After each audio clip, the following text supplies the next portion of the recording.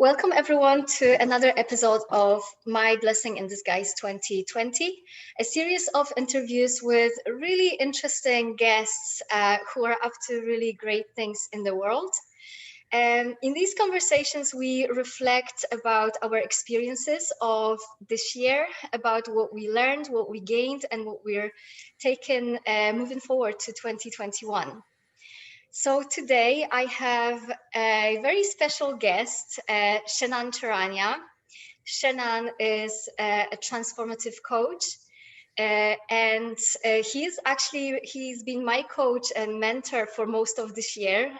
We've worked closely one-on-one. He's behind my amazing transformation and my work with my clients. And he's also a dear friend of mine. So Shenan, I will hand it over to you, and I would like you to introduce yourself and tell everyone whatever you want us to know about you. Sure. So first of all, thank you very much for inviting me to be a guest on your series, which I think is a wonderful series. And to say a little bit about myself, I think you said most of it. I work as a transformative coach. Um, I work with business owners, individuals. I work with youth at risk. I work with families privately. Um, all kinds of people that really just want to upgrade their quality of thinking. They want to work on their inner transformation and have that reflect on the outside world of their life, their external life. So I run into a lot of people that are, as you know already, that are, looking for the next way to level up. What's the next way that I can have better, deeper relationships? What's the next way I can have a better connection with my team members and staff members? What's the next way that I can level up in my business? And they run into roadblocks of like these strategies, these best books that I have read, they're just not working because it's giving me a little bit of a glimpse, and I get this burst of energy and burst of inspiration, and then it plateaus and dies down. So they're going, this is not sustainable. And so that's where I come in to help them, get a better understanding of the principles and help them see that the answers that they're looking for, the creativity that they're looking for, the inspiration that they're looking for is really inside of them. Point them back inside, get them oriented to that kind of quality of mind, and then they start getting what they really want in more effortless ways. So I guess that's a little bit of a blurb of the kind of work that I do. Cool. Yeah, I really love what you said, that you are working with so many types of clients, so many different people. And I think for many people, many people might actually have a question like, so what's your specialty? You know, like there's a lot of talk about niching in coaching, and you clearly don't have a niche because you just work with basically everyone, right? Every kind of, almost like every age bracket, every type of professions. Although you have certain focuses, but you kind of work with everyone. So what is it like? What's this one thing in common? So I just want to be clear of your question. Do you mean by what the niche is or what the specialty is? With the What makes it so that that you're very effective working with basically anyone? Right. Okay. That's a good question. And by the way, I was going to say niche and specialty are same thing. So my question is completely trying to make a joke out of it. um, but what makes it so is that, understanding the principles as you do, right? The three principles um, makes it so that we're pointing people back to how human experience is formed inside of them, how perspective is created in our minds, and how the system inside of us works psychologically and spiritually. And that makes it so that, because spiritually and psychologically, um, that system within us affects every aspect of life. Everything we're up to is coming from that world first.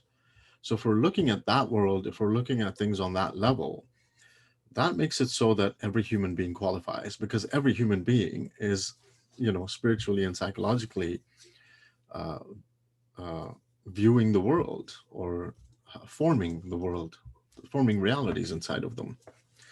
Now, to answer the question of specialty or niche, which I also get asked quite common, I don't have one, as you said, but it just, in reflection, it seems that every year there seems to be a theme, right? Like this year, it's been a lot of business owners that I've been working with. So I guess my specialty this year is business owners, but it's not like intently trying to go in that direction.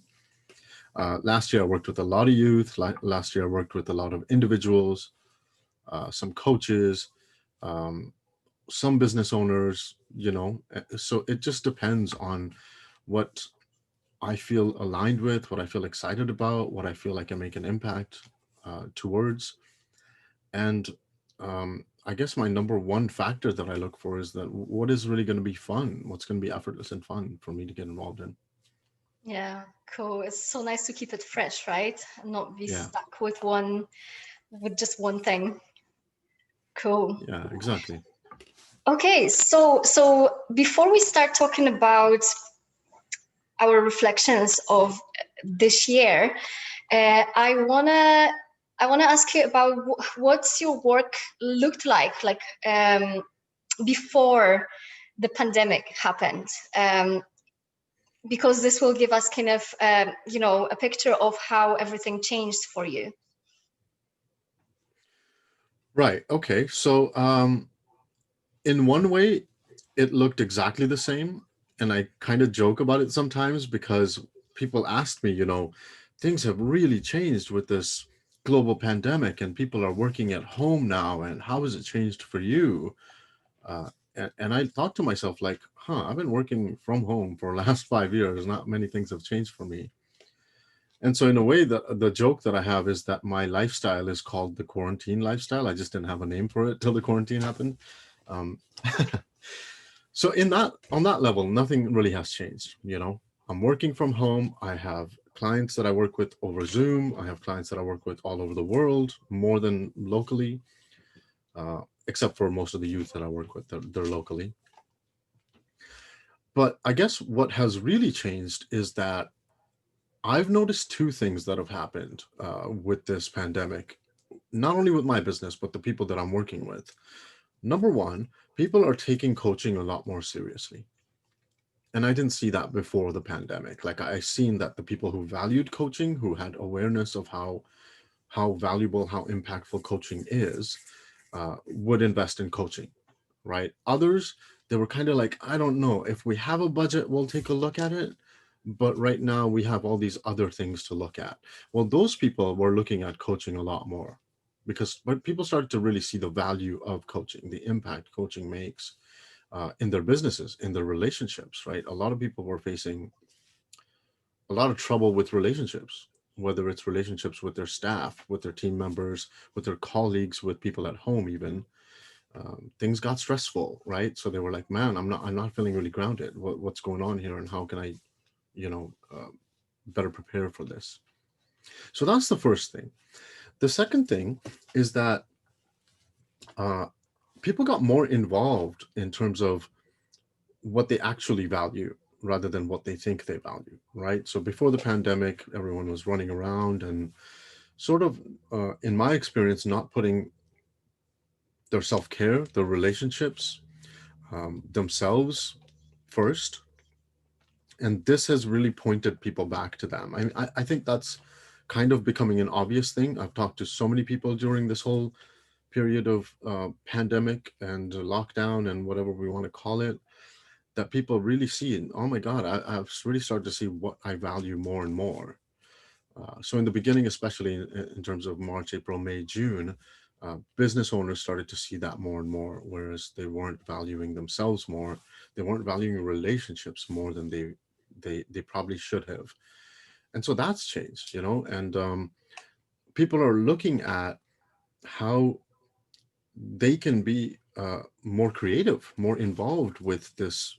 How can I be more um, inspired by the direction that I'm in instead of having to survive everything that's thrown at me? How can I tap into more of my creativity and be prepared and engaged with life rather than just trying to put out fires all the time? Mm. Yeah. It's interesting because that makes me think that it's maybe that's the reason why you started working with more business owners, because more business owners who are serious about their businesses started seeing value in coaching, whereas very often for people it was just like an add-on, like an extra when we have some extra money, right? Whereas it became like a lifeline this year for many people. Yeah, that's true. Yeah. Mm. Cool. And I just love I also noticed this that I think the first thought when the pandemic happened for many people was like, for many coaches, was people won't be investing in this. Like, how am I going to sustain my business right now? And it was kind of completely opposite. It's just so many people were stuck in this limiting belief, I would say, right? And just weren't going out there and creating business Yeah. with this assumption. Yeah, I think you're right in the sense that, because coaching was not, and again, it's very general speaking, it's all relative, of course. Um, but generally speaking, coaching was not put as a number one priority in a lot of businesses and a lot of corporations and a lot of people's individual lives as well. And I think because of that, people thought, oh my God, coaching is not going to be one of the things because it's already not on a priority list. Mm, But it flipped. It actually became priority for so many people, not only in corporations and businesses, but individuals as well. mm-hmm. Yeah, yeah. I just have to add it out there that I'm so grateful that I actually hired you just before the pandemic started. I kind of think it was like divine timing, because I don't know if I don't know what I would be thinking, what I would have been thinking, if I had to make that decision after the pandemic started. So I'm just so happy that it happened. I believe there's no coincidences, and just having you in my corner during this year, especially when my business, my main business at the time was sports massage therapy, and I was really busy doing it. My business actually at the first quarter of this year was the best ever in my business, even though in January I was on holiday for 2 weeks, and then the pandemic started halfway through March, and still that quarter was the best in my wellness Right. business. So I was like so happy that the business is developing. I was very lucky to be getting clients through referrals, really kind of the kind of clients you want, who come back every 2-3 weeks. And like, it was just pleasure to work with these kind of people. And then it happened, and at the time my coaching business was just like a little addition to what I was doing. um, and I'm just so happy that I had you in my corner, because you just didn't let me think even for a while that it's not going to be possible for me to succeed this year. So yes, I'm just so grateful for this divine timing. That's the only way I can put it. It's been a real pleasure working with you too. You know that I say that often, that it's been so much fun. I mean, all of our sessions are so much fun, and I love the way that you interact with your people, and the impact that you're making with your clients is quite inspiring for me as well. Thank you. Thank you. Well, I learned from the best. So.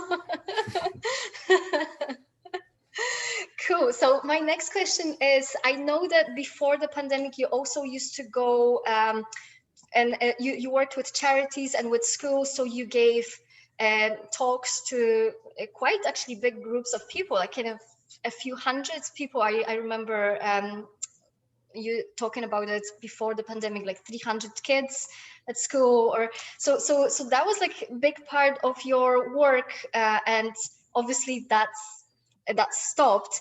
But I know you're quite big into the like creating communities. So do you want to speak a little bit to this, what what you created during the pandemic? Sure. So, like you said, everything came to a halt. Uh, that part of my work, the working with the youth and going into schools and all of that, was halted. Everyone was kind of like, we didn't see this coming. What do we do? Um, so a few things I noticed that happened. some of the nonprofits that I work with, uh, they didn't know what to do. They just couldn't see a way out, right? The resources were getting all shut down. Venues that were allowing places to speak obviously were not allowed to take people anymore. So some nonprofits basically just stalled, right? Their cash resources, their other resources, they themselves were sort of being limited. So they stalled and said, okay, we're going to let this die down and then we'll continue. Some other nonprofits started getting really creative. And so they started taking out online programs, online Zoom communities. And so I joined some of them as well, you know, did some podcasts, did some speeches online with groups that they would go and create. And so that was my participation. Of course, there was a little bit, well, I would say quite low participation compared to other years in terms of working with groups of youth. But one thing I did do and found myself doing that was quite fun was I still worked with youth just privately. So I took on a little bit more private youth individual calls, uh, and they're turning into groups now. So coming in the new year, I'm going to take some youth groups, you know, and help them. Obviously, it's going to be private groups, but they're going to be maybe 3 to 6 youth at a time. We're going to do Zoom calls for them and have them introduced to the principles because that's really been life changing for them, you know. Um, and so that's one of the things that was, I guess, it was morphed into that uh, unintentionally as well. It was just, hey, what's fun? What would be creative? What can we create together? And so that dialogue has been created. The second thing that was created was the Global Community Connection Group. That's the Facebook group that you're obviously part of. And we created that in response to obviously handling stress, anxiety, fear, especially in the beginning of this lockdown and pandemic. A lot of people were going through extreme levels of anxiety and stress. I was getting a lot of calls saying, can you help this person? Can you help me? Can you help my friend? Can you help my sister? And I was overwhelmed with that. So I kind of decided that, you know what, we're going to just create a group and we'll do group calls there. So we did twice a week, free Zoom calls, group calls, and just basically sharing what I have learned about how to better manage stress, anxiety, fear, where our experience of life comes from. And it seemed to be quite helpful for the people that joined. So that's the group that's still going, and we'll see what we can create in the new year. Yeah, I really loved being part of that community. You just created such beautiful atmosphere there. The feeling of connection is still there. Even when things got back to a little bit more normal at some Yeah. point in the summer, people still loved this community and still kept coming to your calls. And yeah, you created something really beautiful and special. I really Yeah, enjoyed I it. like it too. You know, I got to learn a lot myself, so Mhm. I'm really curious to what is going to be next there. I think we're all learning from each other in that community. That's what I love most about it. Yeah, definitely. And what I really loved about this community was that, it wasn't created in order to, there were Yeah. everything moved online, as of March or kind of April, and people were creating loads of obviously business opportunities. And there were so many groups where people just were bombarding others with their offers, or, it was under the covers of just like hanging out with people, but actually really they were just selling their products, which is like there's no judgment, but it has a different feel, right? Whereas your community was just purely about connection, about having a nice safe space to get inspired. It wasn't even let's get together and vent. It was like, let's look at actually, okay, this is happening, and yes, it is maybe scary and it's stressful, but let's look at things that are good in the world, because there's so much good in the world still, right? And that was, I think this is what made this community really, really special for many people. Yeah, that was definitely done purposely, you know, at least consciously, I would say. I consciously wanted the group to be no virus talk and no sales. And the reason for that was because there's a lot of virus talk out there. It's enough for people to go and dive into that in whatever form they want to. I myself indulge a little bit to that. You know, we want to keep it updated. We didn't want the group to be about that because there's so much of it out there. And no sales, because exactly what you said. Sales is out there too. Everyone's trying to sell things to each other. I'm a great fan of sales. I think it's a great part of business, an important part of business. But the community, I wanted it to be about highlighting the qualities that are within all of us as human beings that are just not as loud right now because fear, anxiety, and stress is loud. But the truth is, there's other qualities inside of us. There are other capabilities inside of us, and that was what the group was about, to nurture those and bring those out, and remind people that, wait a minute, you're still amazing, even Mm, though you might feel this way. yeah. Do you want to talk a little bit more to that? What are these qualities that we all have that are still there that maybe weren't as noticeable while we were kind of wrapped up in the noise of everything that's been going on? Sure. So, I think one of the most common things is that when we are feeling anxious, insecure, stressed out, scared of what might be, uh, our minds contract, and all of us are the same way. I get that way too. When I feel anxious, it's like, oh my God, things look really like an uphill battle. And I guess when that's happening on a collective level, it's even easier to get wrapped up in that. So the qualities that are underneath all of that is that we are still capable of having completely fresh, new, inspiring, creative ideas, completely fresh new thoughts, completely fresh new perspectives. And so the group is about pointing people back to those innate qualities. It's not about hyping people up and going, you can do it even though you're anxious. You know, it's like, let's slow down and take a look at how it actually works inside of our mind, how perspective is formed, how our consciousness works, how we're illuminating our experience of life from the inside out. And as people start to understand this more on a deeper level, they start to access more of their own resources, so anxiety, fear, insecurity, stress, and every other negative contracting emotion still happens, but it's not as intense as obviously the intensity goes down. We look at it with so much more lightheartedness. We start understanding that those are feelings, they come and go, and there's something more to that inside of us. There's something more beneath all of that. And that really is about um, how we're designed to thrive, how we're designed to come up with fresh ideas, how we're designed to be creative. And when people start to really respect that, it shows up for them in their life. And a deeper, richer experience of life is what people experience.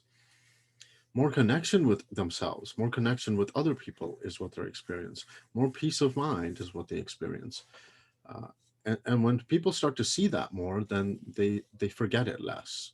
Because, like I said, if there's a collective anxiety narrative out there, it's easier to forget that you're also capable of connection and humor and inspiration and lightheartedness and fun and levity and all these beautiful qualities that are still in you.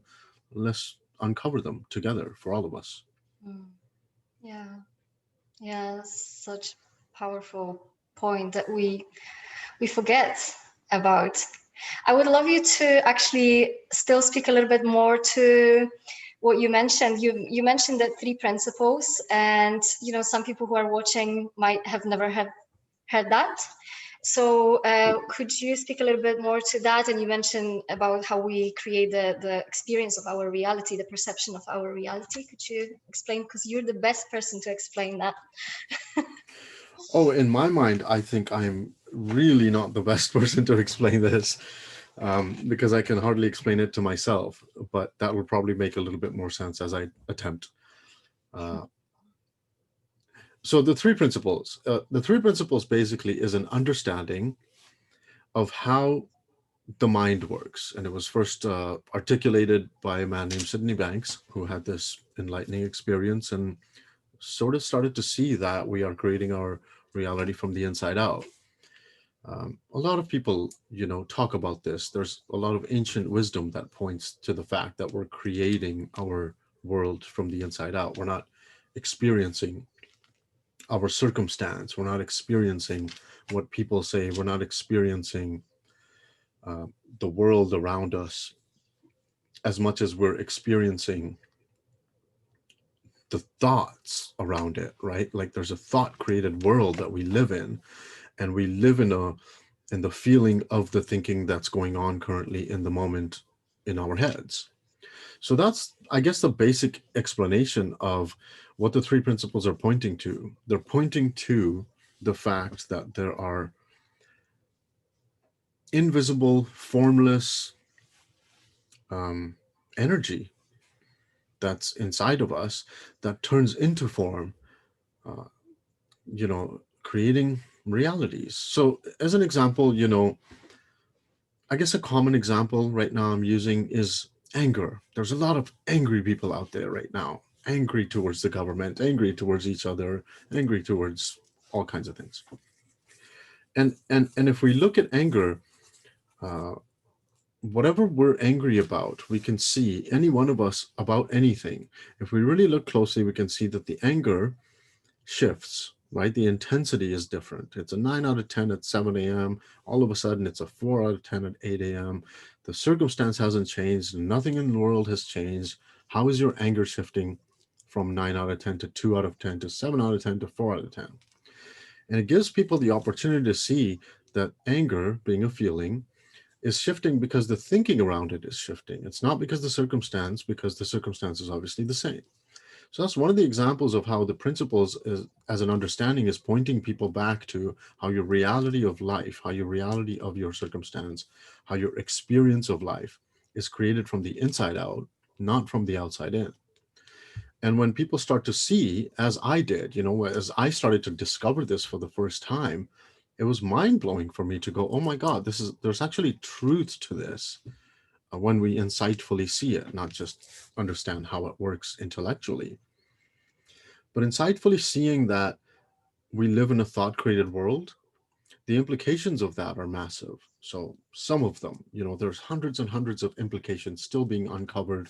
I'm discovering new things every day.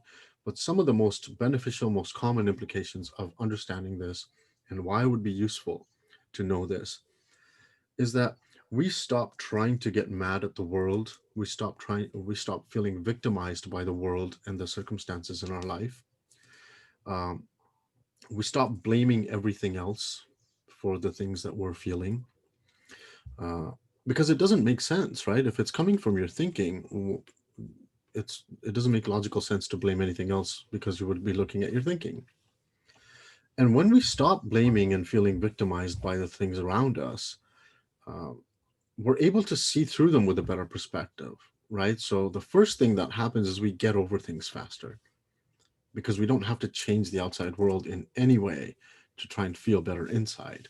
As our thinking changes, our feelings will change.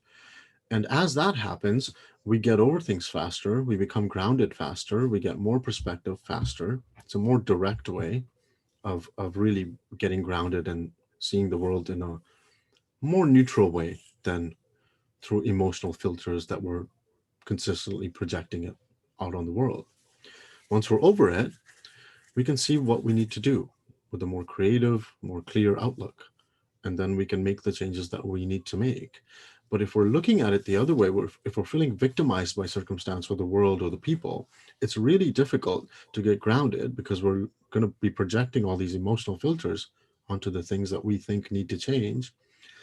And then we try to change these things with these distorted perspectives, creating a bigger mess in our lives.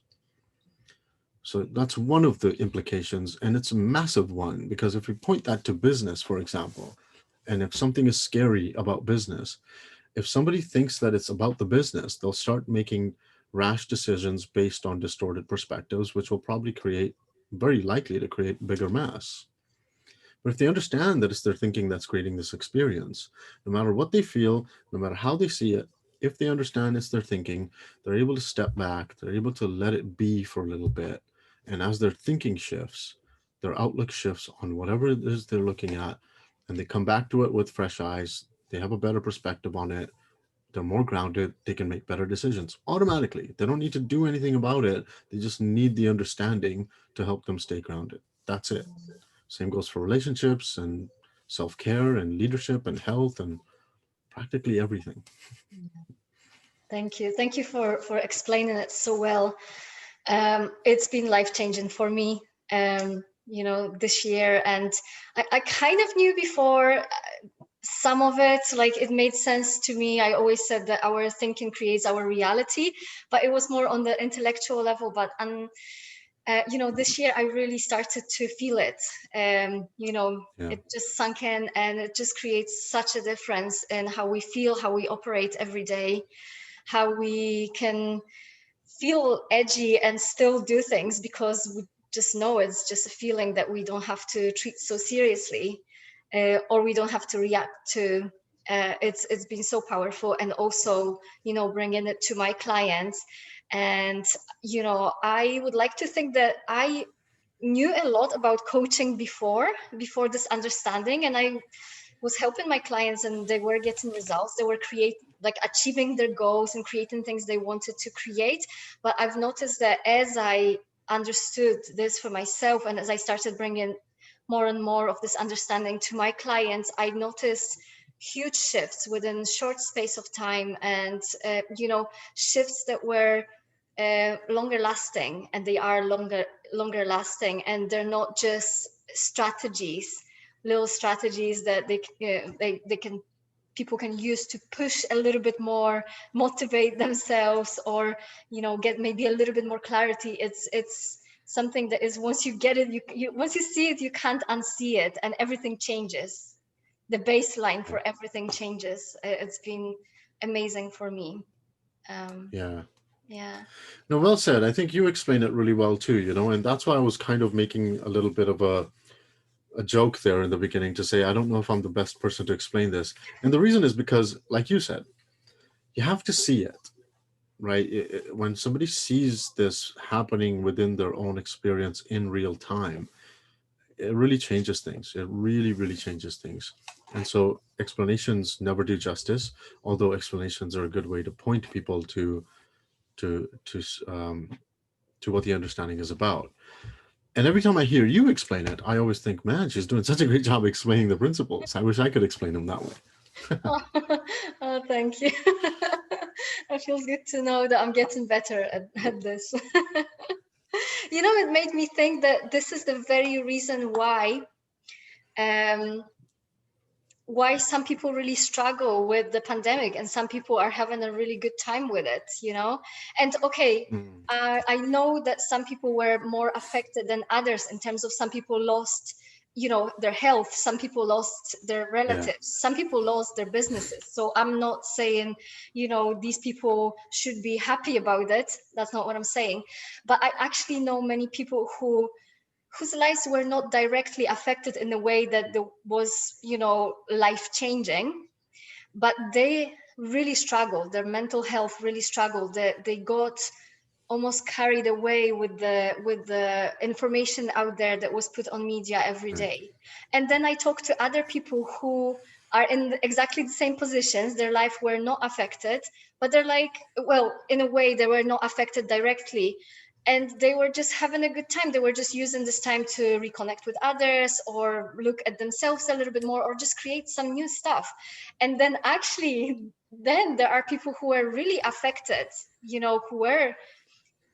who got COVID, who lost jobs, and they still had good time this year. They found really, really amazing things. They found some blessings in this situation. So, what you just explained, how we create our reality, this is the best, example, that yeah, it's not about what's going on out there. It's just what's going on in here, right?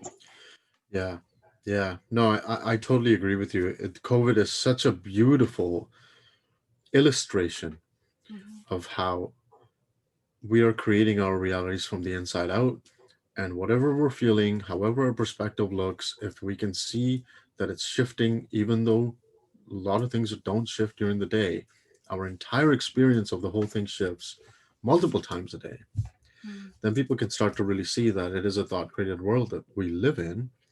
And that's very helpful, because it's not to say, just like you said, it's not to say that we're devaluing what's going on out there, or we want to put less significance on it or ignore it.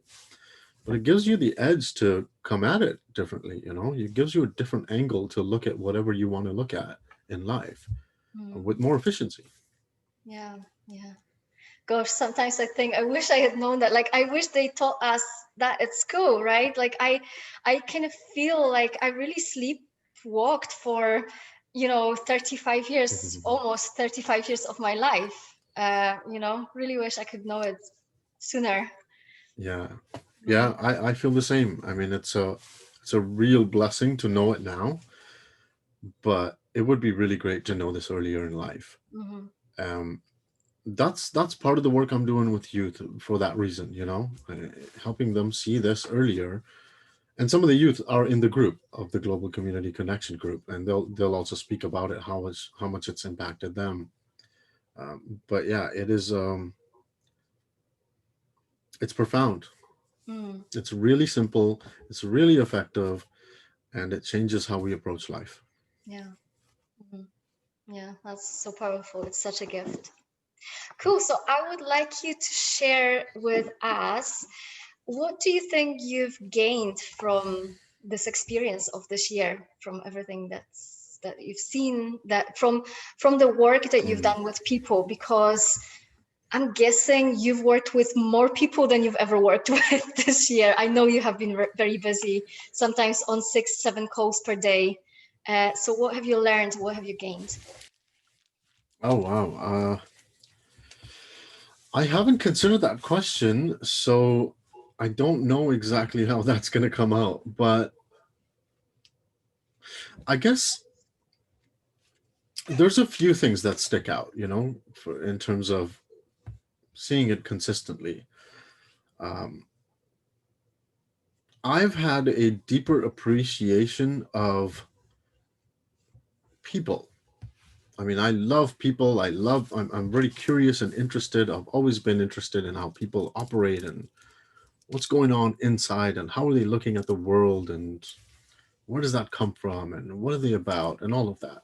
But I've gained even a deeper appreciation for people this year, to see people in how resilient they are, to see, all these wonderfully creative ways of connection that's happening, service that's happening, um, kindness, generosity that's happening. There was so many outbursts of that in such creative ways that I have definitely gained a deeper appreciation, deeper love for human beings as a whole. That's for sure very evident this year. The second thing is, uh, I, on a personal level, I think I have become more oriented towards creativity.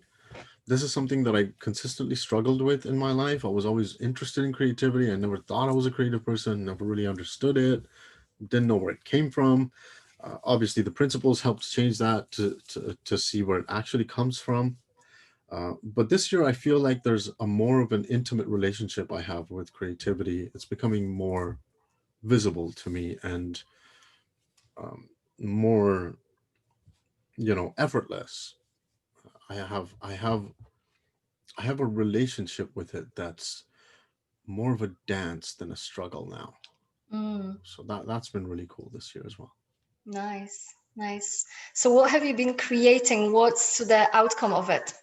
In what way, in what was the outlet of it, and what have you, like, where are you seeing it most in your life right now or in your business? Well, see, that's a good question because on a deeper level, on a macro level, I think that it has been the less I'm involved, the more creativity happens.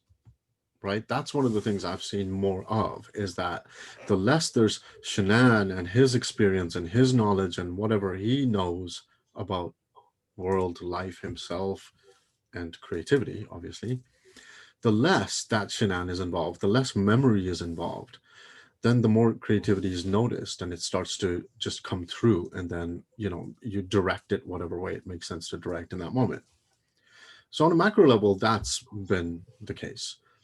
On a micro level, um, I've worked with people that I never ever thought I would work with.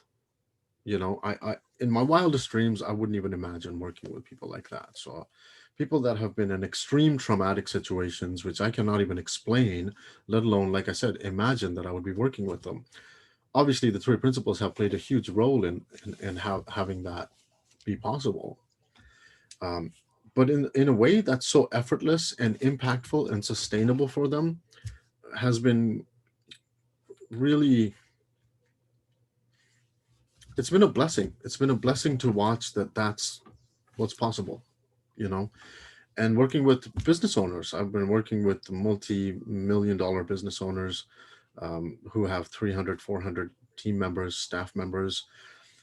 And again, if you told me this 2 years ago that you'd be working with them, in my mind, it would be, oh, I would have to prepare strategically to go in there. I would have to know things. I would have experience of that in order for me to serve these people.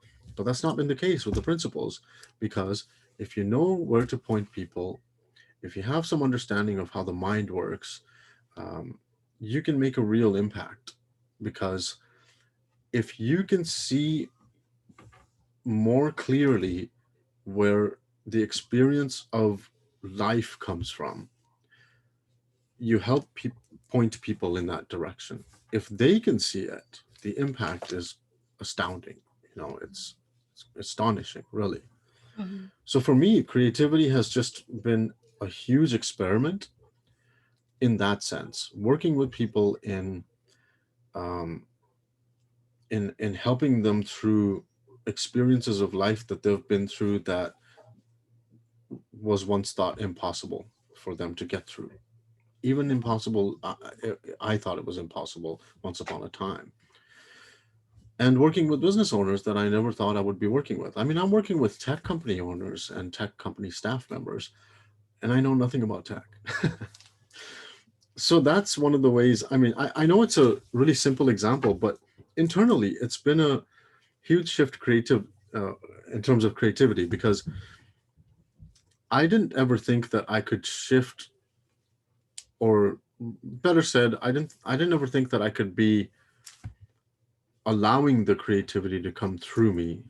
I always thought that I have to go to it and figure it out and become creative. But like I said earlier, if I could just move out of the way a little bit more and have it come through me, it does the heavy lifting. It does the work. It kind of guides me in the position that it wants me to go in. And if I'm willing to listen, if I'm willing to be a little bit more quiet up here, um, I allow it to guide me, and I step into those experiments. And it's been edgy. It's been scary at times. But again, realizing that the edginess and scariness, like you said earlier, is just feelings that we're experiencing. It doesn't mean that you shouldn't go in the direction. It just means feel the feelings and still go in the direction, because feelings are coming from the thinking that you're doing. It doesn't matter what kind of thinking it is. If this seems fun, move in that direction. Mm, And then creativity starts to show its faces in different forms. yeah. I don't know if I did justice in explaining that in a practical way, but No, I actually really love that you spoke to this, because, very often people think that creativity is like creating art or writing music or poetry or whatever. I think very often we either consider ourselves creative or not creative. And we think that creative people are those who are in arts, kind of, or yeah, design and these kind of professions. And we very often think, well, we're not creative. And I considered myself not a very creative person. I used to be I thought I used to be very creative as a kid, but kids are like they ooze yeah, creativity, right?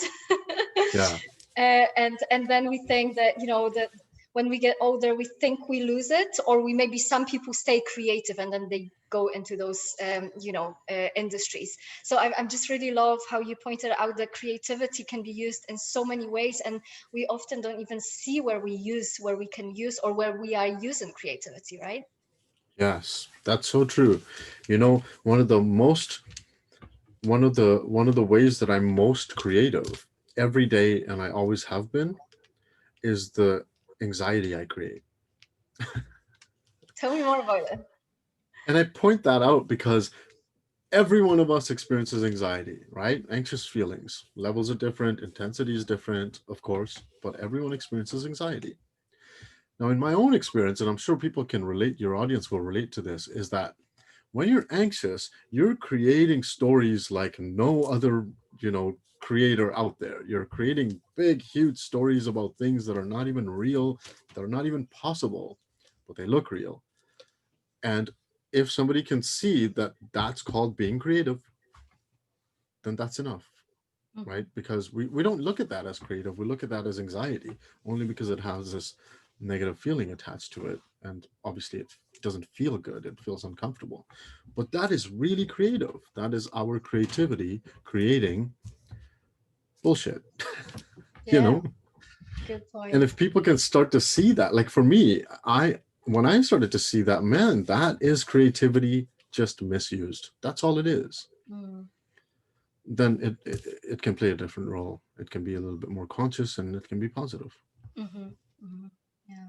And I want to go back to what you said about, that because of you started to see it, you started working with people you've never thought you would actually work with ever. And I can completely relate to it. And again, it's thanks to our work and thanks to my understanding of creativity and also understanding like the impossible is never really impossible. We just kind of think it is. Yeah. So when I just remember going back to when I started coaching, I kind of coached people who are maybe sort of at my level, maybe a little bit behind me when it comes to maybe like building business or whatever they were creating, and then this year when I really stopped holding back and thinking, creating this conclusion in my head who I can work with or not. I connected with people I never thought I would, connect with. I coached a lawyer, like a federal lawyer in the US who works with the government. Like that was just something I would never think I could do. I've started working with coaches again, like not even like in my wildest dreams. Like how could I coach coaches? I haven't done it for so long, and now I have client coaches. I work with leaders. I work with people who are doing things that I've never done before, who I see uh, in a way more successful than I am, in the industries that they're operating in. So yeah, I just love. I can so relate to this. Yeah. Yeah. Mhm. It's pretty cool. Yeah, yeah. And also what you mentioned is that you really got so connected with people and you just really started to appreciate people this year. For me, I like to set a theme for a year, like at the beginning of the year, and my theme was actually love and connection. That's what I, set as I suppose as an intention for myself, and God has this year delivered that. I connected with so many people, the kind of people I never thought I would be, you know, um, connecting with. And I became friends with so many people who are all over the world. And again, like thanks to you, thanks to your community, I met the most incredible humans who are up to so many amazing things. And we're Mm. now, we talk on a regular basis, and some of them became my friends. Is yeah, I'm really grateful for the connections that I made this year. So yeah, That's just really cool. mhm. So the last question would be, what would you like to leave our audience with if you were to give us one piece of wisdom, something that could really help people, move forward to 2021, even maybe those who are not seeing too much hope at the moment, or people who just need a little bit inspiration or extra motivation or push. Right. What comes to mind right away is I really love what Sydney Banks said. He has this quote that says, just if people just learned how to not be afraid of their experience, that alone would change the world." And I love that because it has so many implications, of course. So if I was going to leave somebody with something to ponder about, it would be that. It would be that if we can be less scared of our emotional experience, if we could be less scared of whatever experience that's happening in our mind, our world will change because we'll step into it more, we'll feel it more, we'll become more curious about it. It will run its course through us more, and we will be blessed with new experiences. So, in my own personal experience, I've taken bigger steps and have had deeper experiences once I have been less scared of my experience. Mm. The people that I've worked with, once they get less scared of their emotional experiences, of their thought created experiences, they get more creative. Some people get more ambitious. Some people get really excited about life when they were just feeling completely hopeless. Some people develop this courage that they don't even know where it came from when they were just discouraged 1 week ago. And it's all because if we become less scared of our experience, Mm. our world changes. So I would leave it at that. I think that quote has so much wisdom. It keeps giving and giving and giving the more we ponder on it. Yeah. Gosh, it was going to be my last question, but I now need to ask another one. It just made me think, if someone is in the middle of something that's going on for them and they're really contracted, their mind is really contracted and they really don't see their way out, they're obviously their creativity is not there because the thinking is there's so much noise there. What can they do to knowing, okay, you don't have to be so scared of your experience, but on the practical level, how to get yourself out from being in the lowest of the lowest when you get there? Um,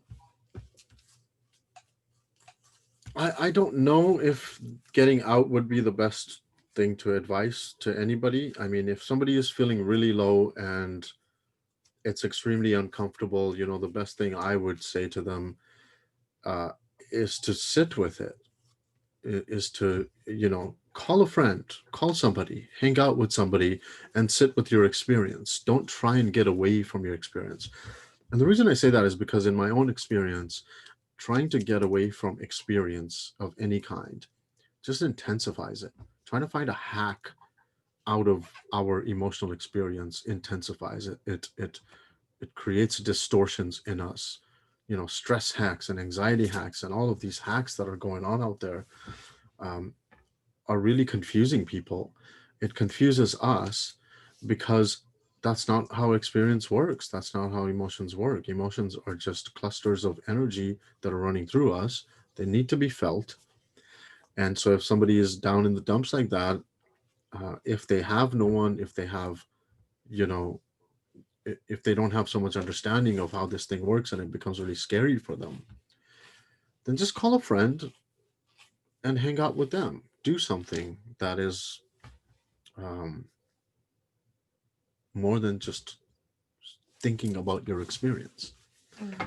Dickon Bettinger said something that really stuck with me one time. He said, if you're feeling something and you think about those feelings, you're going to create more intensity around them. But if you're feeling something and you just feel it, it will leave faster. Mm. And I think there's a lot of wisdom in that. Yeah, it is powerful, and I've experienced it so many times. And I remember earlier this year these calls, these voice messages that I was sending you. Shenan, it just feels so uncomfortable. Why do you make me be with it? But it always helps. It always does. Yeah, it does. It does. I mean, I go through it as well, man. I get insecure, I get anxious, I get stressed, and I can remember that, hey, it's just a feeling. It doesn't look like a feeling. It looks like the business. It looks like COVID. It looks like the rain, the traffic. But if you can just be with the feelings and not think so much about the feelings will fade. That's the nature of feelings. And your system will self correct itself back to the grounded, innate human being that you are. Mm. Yeah, it's very freeing, very liberating, and that it's so beautiful that it really does work this way every time if we just allow it. Mm. Yeah. Thank you for sharing this piece of wisdom. So what are you looking forward to in 2021, Shenan? Oh, that's a good question. I'm looking forward to creating, Creating and I what? don't know. I don't know exactly how it's going to come into form and in what direction, but I feel this sort of, new level, new plateau to go towards, to glide towards. So in in in my world, I think it's going to be a lot more creativity, a lot more activity, a lot more connection, a lot more involvement than whatever level's going on right now. So that's it. That's all I'm looking forward to. I'm really curious as to how it's going to turn into form in whatever form it takes, and I'm just looking forward to participating in it. I love it, love it, love it, because so many people still talk about goals and they're very particular about these things that they want to create, with all the details there. And it just somehow I find it that it's very limiting. And I wonder if you have the same view of the goals, and that's why you're saying you're so open to seeing how it's going to manifest. Yeah, the goals thing really hasn't worked for me, and it hasn't worked for many people that I have been working with. Is setting a goal is extremely empowering and inspiring, and you can get clear on the vision. But then as time goes by, it starts to fade, or the level of inspiration is not there, and you start to wonder, why is it? And the reason is because it's thought created, and you get new thoughts, and those thoughts are going to fade or become stale. And if you try to hang on to them, you're just basically chasing thought. Mm-hmm. Whereas if you allow creativity to come through, then you're a spectator more of whatever's happening through you, and then you start to direct it in a way which seems fun in the moment. And as that takes form in the real world, it will have its own momentum and it's have its own continuity, because if it's taking form. So for example, if I get this burst of, ooh, I think I'll write a book, I feel really, creative in that direction. Well, how that's different from thinking about writing a book within 3 months and 10 pages a day and putting all these goals down, how that's different is, if I start writing, it's going to take form. And as form uh, puts itself in on paper, when you come back to it, you'll start becoming inspired by what you wrote and you'll give it some continuation. Whereas if you tell yourself you're going to write 10 pages a day for 3 months and that's the goal, then you're chasing a thought, Mm. right? That's the difference. That you're chasing a thought that you think you should do, versus you're showing up to a pen and paper and seeing what comes out.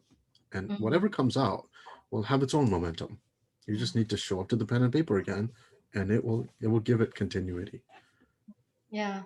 Oh, that's just such a good point. I've seen so many people, and I've seen myself as well, getting so discouraged when I actually had something, something set in stone kind of thing, that this is what I want Yeah. to create. And when things are not going the way I thought they would, I just kind of want to give up, and just having this openness and curiosity about what's going to show up. And I've seen it in so many different ways, that it's been creating the most amazing things. I mean, I created this year things that I would say were impossible for me last year, that I never Nice. even thought. And it's probably because I didn't set any goals, and I think this year, just the year 2020, was because of all the things that, like, there was no expectation of anything this year, to be fair. Like, none of us, like, no one knew. Like, there was so much uncertainty, and we didn't know when we're gonna get back to normal activities, or when things will happen. So I think anything that we were creating were just like nice surprises. Like, everything was just a nice surprise, and it was so, the like momentum picks up so much easier when you're doing things this way, right? Yes, absolutely. Yeah.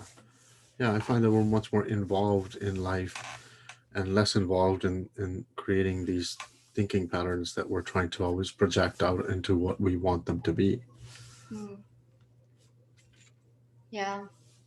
Oh my gosh, Shenan, it's been such an amazing conversation for me. Like I always learn something new from you, even though I've been learning from you like over a year now. So thank you so much. And I'm sure everyone who's been watching, they got so much out of it. But if they would like to find out more about you and your work, where can they find you?